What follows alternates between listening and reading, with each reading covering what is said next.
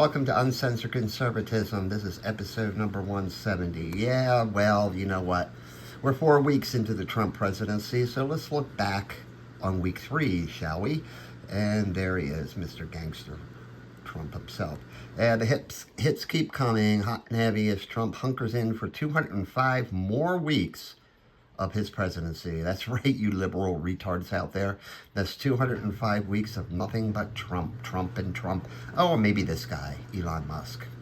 And this emerging badass, J.D. Vance, the vice president, who went to Europe and told them off to their elitist faces.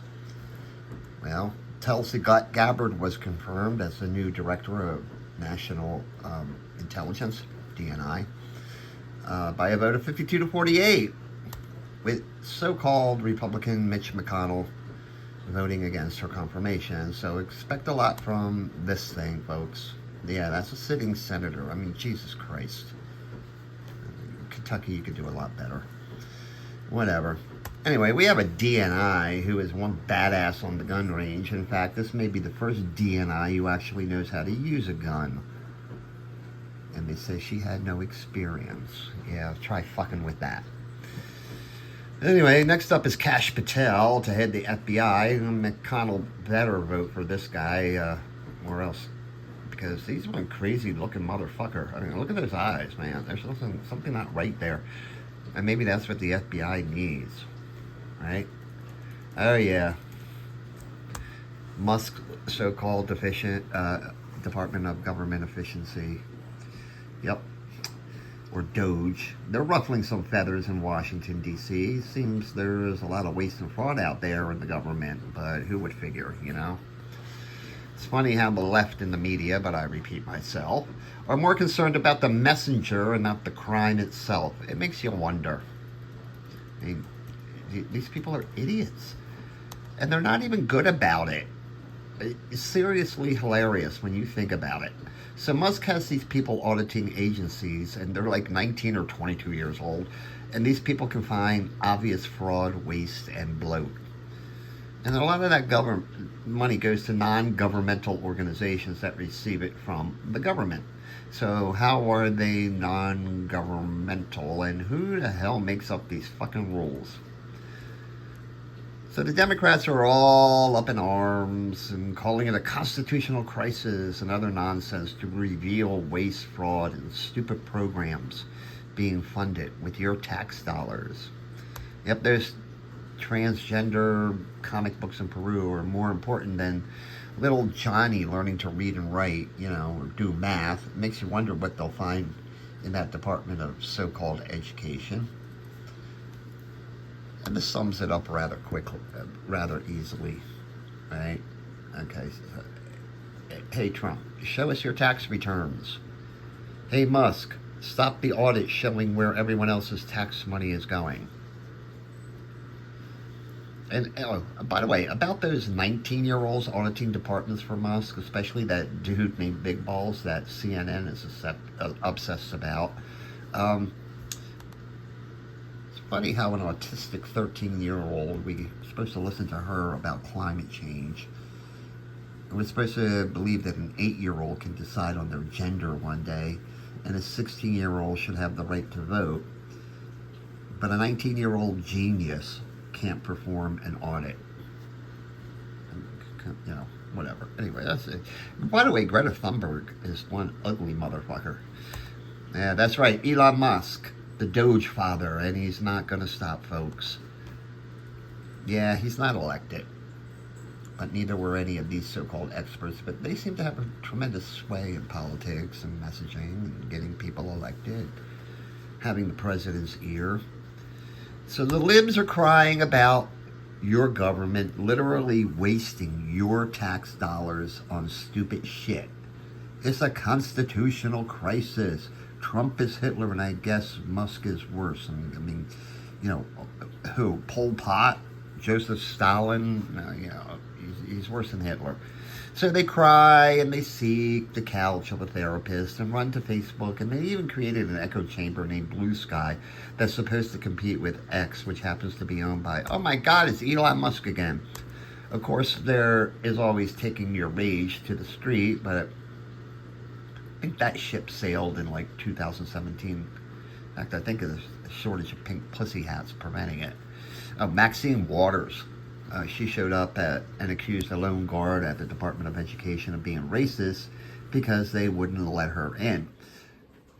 Yeah, there he is. So please, God, make the old hag stop talking and go away. I mean, that's what America's thinking about right now. Just make them go away. Shut up. Let the man do his job. I think we got this one, folks. It's actually an amazing thing to watch. You would have thought that simply winning the presidency would have broken the Democrats, but Trump is using the nuclear code to explode their heads. I mean, hey, when this pussy becomes a vice chair of the Democrats, well, enough said. And in some good news, a survey found liberal women are not happy and they're lonely, which means they will not breed, which means there's another win for conservatives. And who can forget old Chuck Schumer there of New York, the head of the Democratic Party, the minority in the Senate. I mean, the guy's reduced to explaining what a can of Corona beer looks like and that avocados and limes both are green. Yeah, whatever. And by the way, why do all the crazies have dyed hair, especially the transgender ones? Does dyeing your hair make you transgender? I don't know. Anyway. Oh, yeah. Robert F. Kennedy was confirmed to head Health and Human Services, where he promised to make America healthy again. Here's wishing him luck, although things kind of got off to a rocky start. Yeah, he's being sworn in on a big piece of red meat there. And then there was that Super Bowl thing held last Sunday when the Philadelphia Eagles absolutely destroyed the Kansas City Chiefs 40-22. I mean, the game wasn't as close as the final score. That's how bad it was. But anyway, this is for Kamala, who likes Venn diagrams and little yellow buses, to explain why the Chiefs lost so badly. Then again, this might be her intellectual speed.